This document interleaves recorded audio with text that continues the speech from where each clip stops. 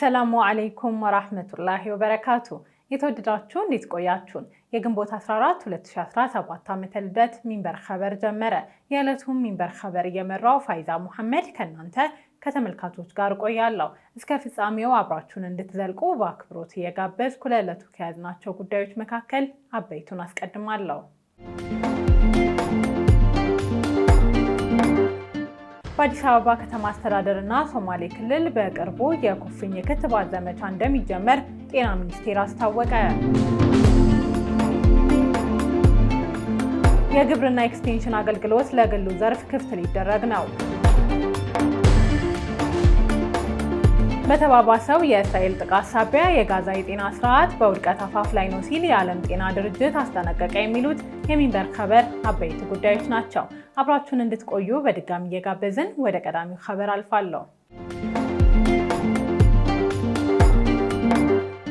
የኢትዮጵያ ቢዝነስ ፎረም ባለፈው ሳምንት ግንቦት 7 2017 በአዲስ አበባ ከተማ ተካሂዷል። ከ80 በላይ የሚሆኑ ፓናሊስቶች በተሳተፉበት ፎረም መክፈቻ ላይ የኢትዮጵያ ብሔራዊ ባንክ ገዢ ማሞ ምህረቱ የውጭ ባንኮች ከሚቀጥለው ዓመት አጋማሽ ላይ ወደ ኢትዮጵያ በመግባት ኢንዱስትሪውን እንደሚቀላቀሉ ይፋ አድርገዋል። በመድረኩ ላይ የባንኮች ወደ ኢትዮጵያ መምጣት ሊያስገኝ የሚችለው ጠቀሜታ ተንጸባርቋል።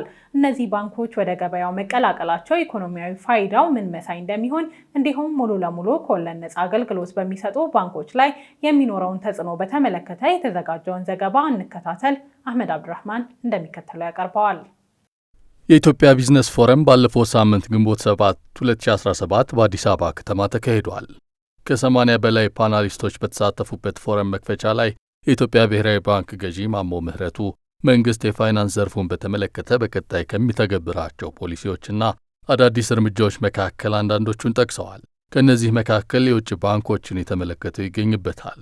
ገዢው የውጭ ባንኮች ከሚቀጥለው ዓመት አጋማሽ በፊት ወደ ኢትዮጵያ በመግባት ኢንዱስትሪውን እንደሚቀላቀሉ ይፋ አድርገዋል። የውጭ ባንኮችን ሥራ ለማስጀመር በተያዘው ዕቅድ መሠረት የመጀመሪያዎቹ የውጭ አገር ባንኮች እንደ አውሮፓውያኑ አቆጣጠር በ2025 መጨረሻ ወይም በመጪው በጀት ዓመት አጋማሽ ወደ ሥራ እንደሚገቡ የጠቆሙት ማሞ ምህረቱ ለዚህም አስፈላጊ የሆኑ ዝግጅቶች መደረጋቸውን ገልጸዋል። የውጭ ባንኮች እንዳይገቡ እንቅፋት ይሆናቸዋል ተብለው ይጠቀሱ የነበሩ አንዳንድ መመሪያዎችም ይገባሉ ተብሎ ከተጠቀሰው ጊዜ ቀደም ብሎ የሚስተካከሉ መሆኑም በዕለቱ ተገልጿል። ከመመሪያዎቹ መካከል በአሁኑ ወቅት ባንኮች በአስገዳጅነት እንዲገዙ የሚገደዱት ቦንድና የ18 በመቶ የብድር ገደብ ጣሪያ ይገኝበታል።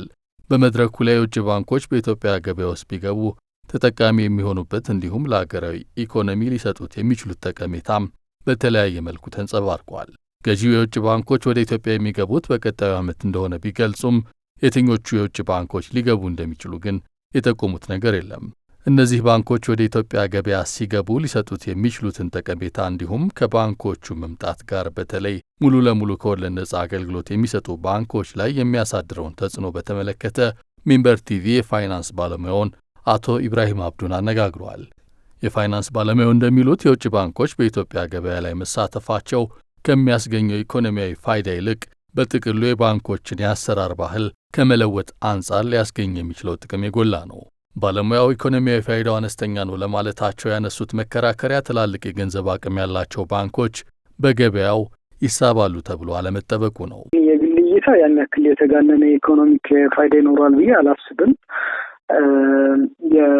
ያን ያክል የፋይናንሻል አቅም ያላቸው ባንኮች የኢትዮጵያ ማርኬት ውስጥ ይገባሉ የሚል ግምት ስለሌለ ማለት ነው። ያን ያክል አትራክቲቭ ነው ብዬ አላስብም። የኢትዮጵያ የፋይናንሻል ሴክተር በጣም ትልቅ የሚባለውን የሀገሪቷን ኦልሞስት 50% አካባቢ የተቆጣጠረውን የባንክ የሚያንቀሳቅሰውን ፋይናንስ በውጭ ምንዛሪ ብንቀይረው በሌሎች ሀገራት ካሉ የፋይናንስ ተቋማት አንጻር በጣም አነስተኛ ሆኖ ነው የምናገኘው እና ያን ያክል በጣም አትራክቲቭ የፋይናንስ እንትን ስለሌለ ብዙ ትልቅ ባንኮች ይገባሉ ብዬ አላስብም። የውጭ ባንኮች ወደ ገበያው መግባታቸው የባንኮች አሰራርን ከማዘመን አንጻር ጠቀሜታ ሊኖረው እንደሚችል የጠቆሙት አቶ ኢብራሂም ይህ በባንኮች መካከል የሚኖረውን ፉክክር ዓለም አቀፍ የማድረግ አቅም እንደሚኖረው ተናግረዋል። ባይሆን ግን ዞሮ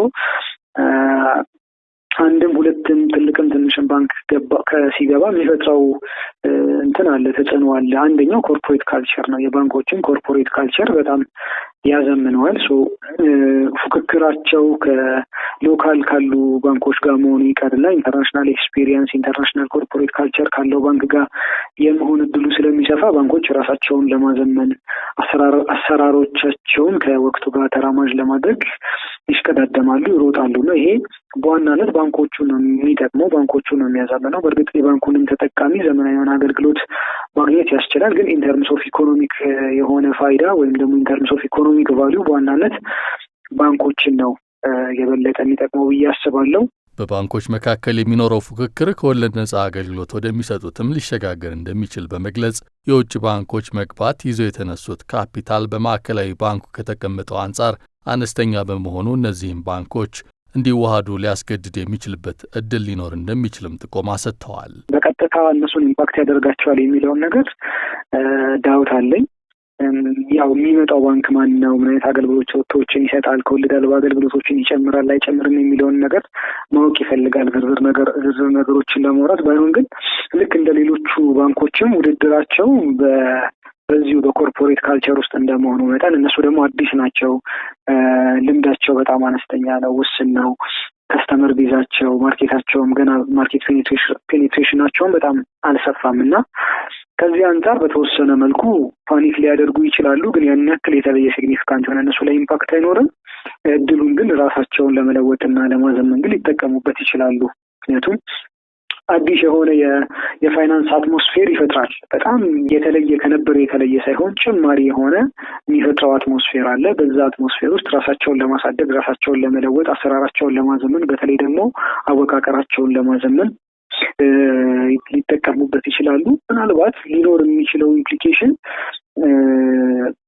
እነዚህ ባንኮች አዳዲስ ባንኮች በአጠቃላይ የተሰጣቸው ጊዜ ገደብ አለ። ካፒታላቸውን 5 ቢሊዮን ብር እንዲያደርሱ። ከዛ ጋር ተያይዞ እነዚህ የውጭ ባንኮች ሲገቡ በዋናነት ካፒታላቸው እንዲያድግ የተፈለገበትም ትንንሽ ባንኮች መርጅ አድርገው ትልልቅ እንዲሆኑ በሚል እሳቤ ነው እና ምናልባት እንደዚህ አይነት ፕሬሸሮች ሊኖሩ ይችላሉ። ባንኮች መርጅ እንዲያደርጉ በተለይ እነዚህ ሙሉ ለሙሉ ከወለድ ነጻ አገልግሎት የሚሰጡ ባንኮች አነስተኛ ስለሆኑ ካፒታላቸውም አነስተኛ ነው። ከሌሎች ባንኮች አንጻር ከስተመር ቤዛቸውም አነስተኛ ነው እና መርጅ እንዲያደርጉ አንድ እንዲሆኑ ፑሽ ሊደረጉ የሚችሉበትን አጋጣሚ ሊፈጥር ይችላል። በአሁኑ ሰዓት በኢትዮጵያ ሙሉ ለሙሉ ከወለድ ነጻ አገልግሎት የሚሰጡ ባንኮች ብዛት 4 ደርሰዋል። እነዚህ ባንኮች ሂጅራ፣ ዘምዘም፣ ሸበሌና ራሚስ ናቸው። ሀጅን ወደ ተመለከተው ኸበር እንለፍ። በሰው ሰራሽ አስተውሎት የሚታገዝ ለሁጃጅ መረጃ የሚሰጥ ሮቦት ዝግጁ መደረጉን የሳውዲ አረቢያ ባለስልጣናት ገለጹ። ለ1446ኛው ዓመተ ሂጅራ የሀጅ ስነ ስርዓት ክንውን ከመላው ዓለም ሁጃጅን እየተቀበለች የምትገኘው ሳውዲ አረቢያ በሰው ሰራሽ አስተውሎት የሚታገዝ ለሁጃጅ መረጃ የሚሰጥ ሮቦት ዝግጁ መደረጉን አስታውቃለች። የሳውዲ ዜና አገልግሎት እንደዘገበው ሮቦቱ በመስጂድ አልሐረም ምዕምናን ለሚኖራቸው እስልምናን የተመለከተ ጥያቄ መምህራንን በቪዲዮ በቀጥታ በመጠየቅ ምላሽ እንዲያገኙ ያስችላል። ሮቦቱ በመካና መዲና የሚገኙ መስጂዶችን ዲዛይን የሚያሳይ መሆኑም ተገልጿል። የሳውዲ ባለስልጣናት ሮቦቱ መረጃን በቀላሉ በማቅረብ የሁጃጅን ተሞክሮ ለማሻሻል የሚያግዝ ትክክለኛ መረጃዎችን ከላቀ ቴክኖሎጂ ጋር ያጣመረ ነው ብለውታል። ሳውዲ አረቢያ ሁጃጅ መቀበል በመቀጠል እስከዛሬ ሐሙስ ግንቦት 14 2017 ድረስ 717444 ምዕምናን አስተናግዳለች። ሳውዲ ከገቡት መካከል ከፍተኛውን ቁጥር የሚይዙት በአውሮፕላን ተሳፍረው የደረሱት ናቸው። የእነዚህ ምዕምናን ቁጥር 691429 መድረሱን ኢንሳይድ ሐረመይን ዘግቧል። 22794 ምዕምናን በየብስ ጉዞ ሳውዲ ሲደርሱ በመርከብ የገቡት 2821 ናቸው። ባለፉት ቀናት ወደ ቅዱሳኑ ከተሞች ከደረሱት መካከል ከአይቮሪ ኮስትና ኢራቅ የተነሱ ምዕምናን ይገኙበታል። በአዲስ አበባ ከተማ አስተዳደርና ሶማሌ ክልል በቅርቡ የኩፍኝ ክትባት ዘመቻ እንደሚጀመር ጤና ሚኒስቴር አስታወቀ። የፌዴሪ ጤና ሚኒስቴር በአዲስ አበባ ከተማ አስተዳደርና ሶማሌ ክልል በቅርቡ የኩፍኝ ክትባት ዘመቻ እንደሚጀመር ያስታወቀው ከሁለቱ አካባቢዎች ውጪ የተካሄደ በሚገኘው ዘመቻ ለ11 ሚሊዮን ህጻናት መዳረሱን በገለጸበት ወቅት ነው። የጤና ሚኒስቴር በሀገር አቀፍ ደረጃ ለ11 ሚሊዮን ህጻናት የኩፍኝ ክትባት የተሰጠው በአንድ ሳምንት ውስጥ መሆኑንም አሳውቋል። የተቀናጀው ዘመቻ ክትባቱ ኩፍኝን ጨምሮ በየጊዜው የሚከሰቱ ወረርሽኞችን ለመከላከል የሚያስችል መሆኑ ተገልጿል። በጤና ሚኒስቴር የእናቶች የህፃናትና አፍላ ወጣቶች መሪ ስራ አስፈጻሚ ዶክተር ማራማዊት አስፋው በተጀመረው የክትባት ዘመቻ ጥሩ ውጤት እየታየበት መሆኑን ለመንግስት ቅርበት ላላቸው መገናኛ ብዙሃን ተናግረዋል። ቫይታሚን ኤን ጨምሮ ለምግብ እጥረት የተጋለጡ ህጻናትን በመለየት ከተወለዱ ጀምሮ ምንም ክትባት ያልወሰዱ ህጻናትን እንዲሁም በወሊድ ምክንያት የተጎዱ እናቶችን መለየት፣ የክትባት ክትትል ባለማድረግ ለህመም የተጋለጡ ህጻናትን የመለየት ስራ በዘመቻው እየተከናወነ መሆኑንም ተናግረዋል። የክትባት ዘመቻው ከአዲስ አበባ ከተማ አስተዳደርና ሶማሌ ክልል ውጪ በሀገር አቀፍ ደረጃ እየተሰጠ መሆኑን በማስታወስ በእነዚህ አካባቢዎች የሚሰጠው ክትባት በቅርቡ እንደሚጀመርም አረጋግጠዋል። ከ9 ወር እስከ 5 ዓመት ዕድሜ ክልል ውስጥ ለሚገኙ 17.5 ሚሊዮን ህጻናት ተደራሽ ለማድረግ እየተሰራ ነው ብለዋል። የውሃ አካል ዳርቻ አወሳሰን ልማትና እንክብካቤ ረቂቅ አዋጅ ጸደቀ። የህዝብ ተወካዮች ምክር ቤት የውሃ አካል ዳርቻ አወሳሰን ልማትና እንክብካቤ ረቂቅ አዋጅን በሙሉ ድምፅ አጽድቋል። አዋጁ የጸደቀው በዛሬው ዕለት በተካሄደው የምክር ቤቱ 4ኛ ዓመት የስራ ዘመን 31ኛ መደበኛ ስብሰባ ነው። አዋጁ የጸደቀው በምክር ቤቱ የውሃ መስኖ፣ ቆላማ አካባቢና የአካባቢ ልማት ጉዳዮች ቋሚ ኮሚቴ ምክትል ሰብሳቢ ዶክተር አወቀ አምዛዬ አዋጁን በተመለከተ ሪፖርትና የውሳኔ ሀሳብ ካቀረቡ በኋላ ነው። ምክትል ሰብሳቢው እንዳሉት አዋጁ የውሃ አካላት ዳርቻ ርቀትን ለመወሰን፣ የውሃ አካላትን ከብክነት መጠበቅና ለሀገር ጥቅም በአግባቡ አገልግሎት ላይ እንዲውሉ ማድረግ ላይ ያተኮረ ነው። ከአረንጓዴ አሻራ ገበታ ለትውልድና መሰል መርሃ ግብሮች የሚጣጣም ህግ ማውጣት ወሳኝ እርምጃ በመሆኑ አዋጁ መውጣቱን አብራርተዋል። የውሃ አካላትን የማልማትና የመንከባከብ ስራ ውጤታማ እንዲሆን አዋጁ አዎንታዊ ሚና እንደሚጫወትም አስረድተዋል። ምክር ቤቱ በአዋጁ ዙሪያ የቀረበለት ሪፖርትና የውሳኔ ሀሳብ ላይ ተወያይቶ በሙሉ ድምፅ አጽድቋል። በሌላ ኸበር በመንግስት ብቻ ሲሰጥ የነበረው የግብርና ኤክስቴንሽን አገልግሎት የግል ዘርፉን ጨምሮ ሌሎች አካላት እንዲሳተፉ የሚያስችለው ረቂቅ አዋጅ ለህዝብ ተወካዮች ምክር ቤት መተላለፉን የሚኒስትሮች ምክር ቤት አስታውቋል። ሚኒስቴሩ ይህን ያስታወቀው ረቡዕ ግንቦት 13 2017 ዓመተ ልደት ካካሄደው 45ኛ መደበኛ ስብሰባ በኋላ ባሳለፈው ውሳኔ ነው።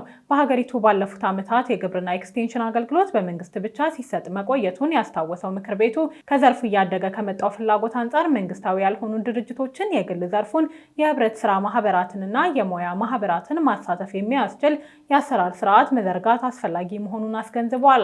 በረቂቅ አዋጁ ላይ በሰፊው ከተወያየ በኋላ በሙሉ ድምፅ ወደ ህዝብ ተወካዮች ምክር ቤት እንዲተላለፍ መወሰኑን ገልጸዋል። የሚኒስትሮች ምክር ቤት ባካሄደው 45ኛ መደበኛ ስብሰባው በበርካታ ጉዳዮች ላይ ከተወያየ በኋላ ውሳኔ ያሳለፈው ምክር ቤቱ የስርዓተ ምህዳር አገልግሎት ክፍያ ረቂቅ አዋጅን በተጨማሪነት ለፓርላማው እንዲተላለፍ ወስኗል።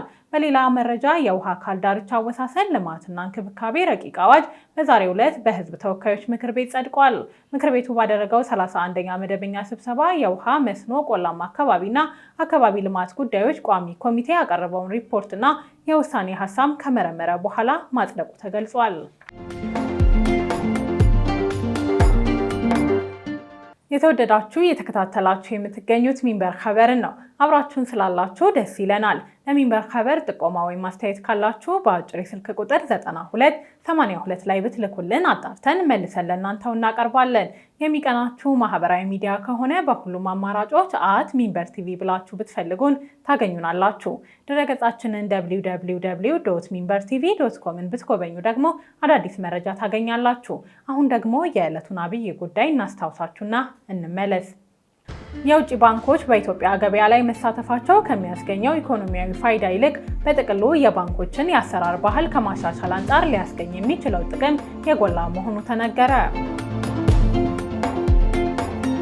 ከቆይታ በኋላ በተባባሰው የእስራኤል ጥቃት ሳቢያ የጋዛ የጤና ስርዓት በውድቀት አፋፍ ላይ ነው ሲል የዓለም የጤና ድርጅት አስጠንቅቋል።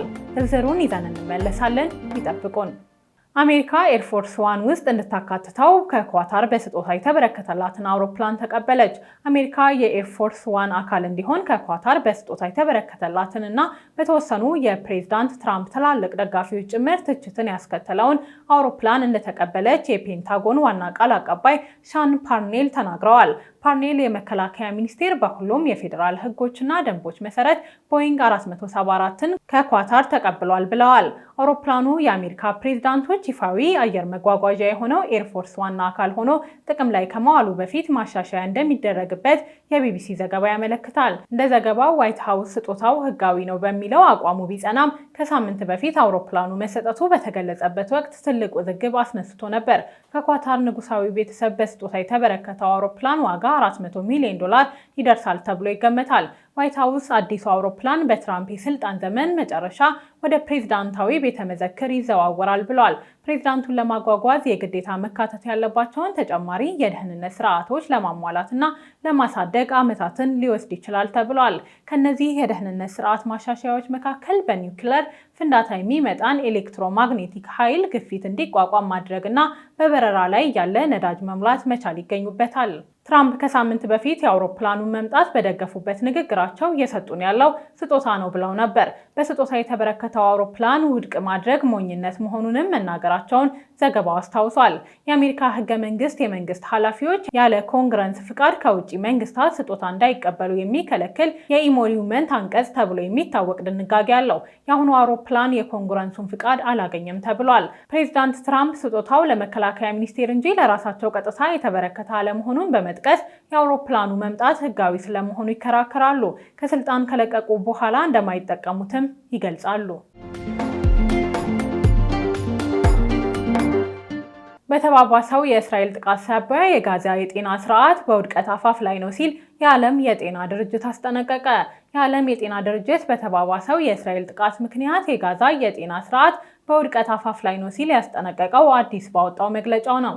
የድርጅቱ ዋና ዳይሬክተር ኢትዮጵያዊው ዶክተር ቴድሮስ አድሃኖም በኤክስ ገጽ እንደጻፉት በጋዛ ሰርጥ የሚገኙ ሆስፒታሎችና በሰሜን ጋዛ ያሉ የሕክምና ማዕከላት ለከፍተኛ ጫና ተጋልጠዋል። አያይዘውም የእስራኤልን መጠነ ሰፊ ጥቃት ተከትሎ በተጣሉ ገደቦችና ክልከላዎች ሳቢያ በተለይ በሰሜን ጋዛ በርካታ ሆስፒታሎች ከአገልግሎት ውጭ መሆናቸውን አስገንዝበዋል። በዳይሬክተሩ የከፋ አደጋ ተጋርጦባቸው አገልግሎት መስጠት ከማይችሉበት ደረጃ ላይ ደርሰዋል በሚል ከተጠቀሱት በሰሜን ጋዛ ከሚገኙት ሆስፒታሎች መካከል 3ቱ በቀዳሚነት ተጠቅሰዋል። እነዚህ ሆስፒታሎች የኢንዶኔዥያን ሆስፒታል፣ ከማል አድዋን ሆስፒታል እና አልአውዳ ናቸው። ከማል አድዋን የተሰኘው ሆስፒታል በቅርብ ርቀት ባለው ወታደራዊ እንቅስቃሴ ስለተደቀነበት አገልግሎት መስጠት ማቆሙን ጠቁመዋል። በስፍራው የሚገኘው የኢንዶኔዥያ ሆስፒታልን በእስራኤል ወታደሮች በተደጋጋሚ በደረሰበት ጥቃት የኃይል አቅርቦቱ ተቋርጧል ተብሏል። በደቡብ ጋዛም በተመሳሳይ የአውሮፓ ጋዛ ሆስፒታል ከአገልግሎት ውጪ መሆኑን አናዶሎ ኤጀንሲ ዘግቧል። ሆስፒታሎች የጦርነት ቀጠና መሆን የለባቸውም ያለው ድርጅቱ ይህ አይነቱ ድርጊት ሊደገም እንደማይገባም ገልጿል። ውድ ተመልካቾች ለዛሬ ያዘጋጀነው የሚንበር ኸበር በዚሁ ተጠናቀቀ። ፋይዛ መሐመድ አብሬያችሁ ቆየሁ። ወሰላሙ አለይኩም ወራህመቱላሂ ወበረካቱ።